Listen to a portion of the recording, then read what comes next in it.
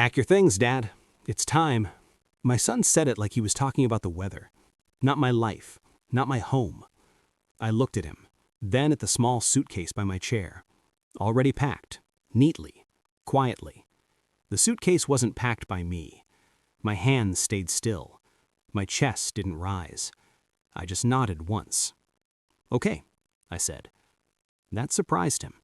He expected a fight, maybe tears, maybe anger, but I gave him nothing, just silence. And that silence made him uncomfortable. He shifted his weight, cleared his throat. "It's for your own good," he added. I didn't answer, because what he didn't know was that I had already seen this coming, and I had already done something he couldn't undo.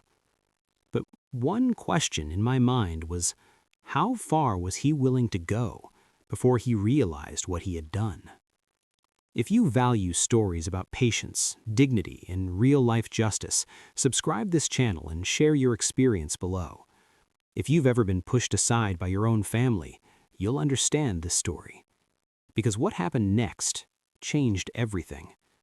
What they didn't know was I built that house with my own hands, 42 years ago, brick by brick, paycheck by paycheck, and now it was being taken from me without asking. Worse, my own son stood there like it was just property, just an asset. "Dad, the place is better for you. Full care, doctors, safety." Safety. Funny word. I had been safe my whole life, careful, responsible. I worked 35 years in the same company, never missed a payment, never asked for help.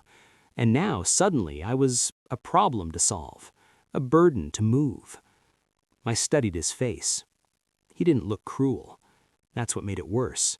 He looked certain, like he had already justified it in his mind. That told me something important. This wasn't a moment. This was a plan. And plans don't appear overnight. Which meant one thing.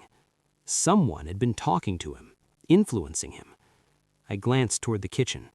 My daughter-in-law stood there, quiet, watching, not speaking, but not stopping it either. That silence said more than words ever could. I picked up my coat slowly. "All right," I said. And that's when I saw it, a flicker of relief on his face, too fast to notice unless you were looking for it, and I was. Because something wasn't right. Not yet, not fully clear, but close. The car ride was quiet, too quiet. He kept his eyes on the road. I kept mine on the window. Familiar streets passed like strangers. The grocery store I used to walk to. The park where my wife and I sat every Sunday. Gone, gone, gone. Not physically, but emotionally. Like I had already been erased. "Dad, you'll like it there," he said. He didn't even ask me what I wanted. I nodded, again, short, controlled. Inside, something was shifting. Not breaking, shifting. I remembered the first time he called me Dad. He was 5. He had fallen off his bike, scraped his knee, ran to me crying.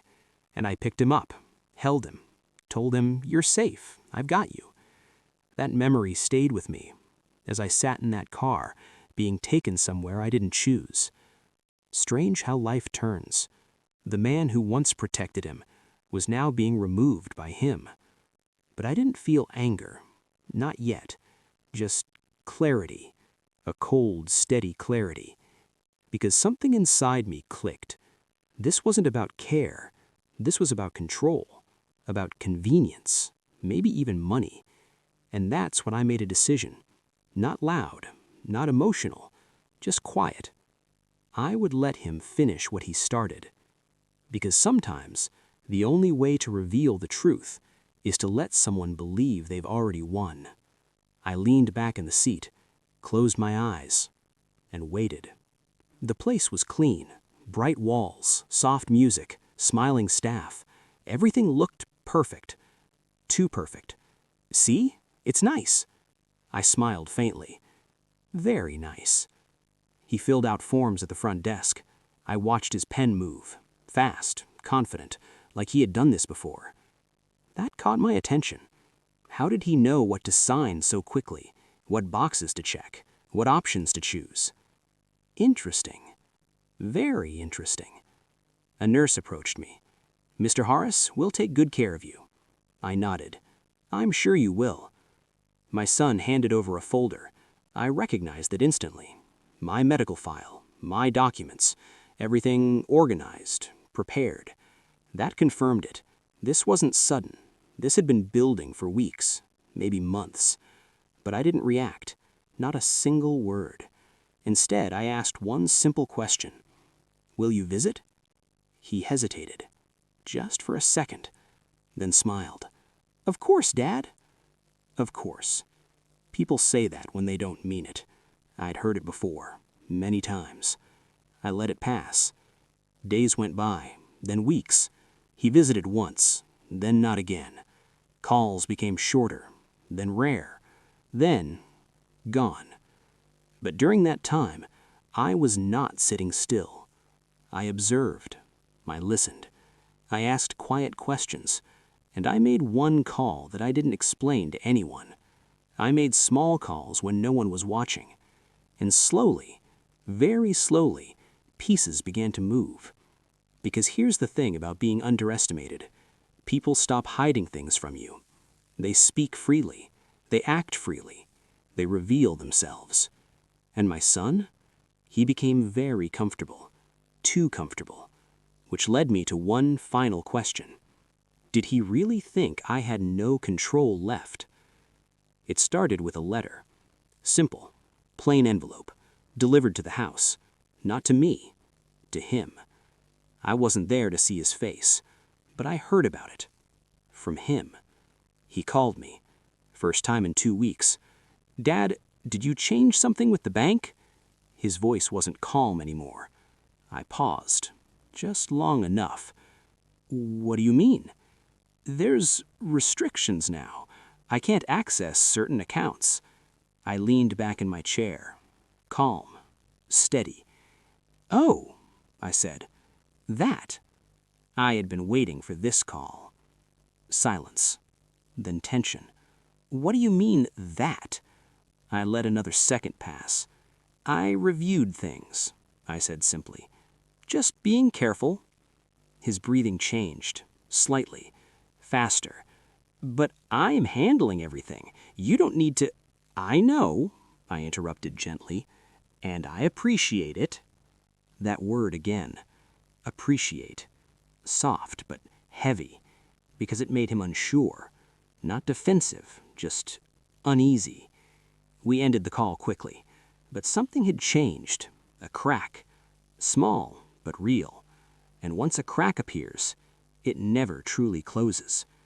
The question now was, how deep did that crack go? 2 weeks later, I asked for a visit. "Let's have lunch," I said. He agreed, reluctantly.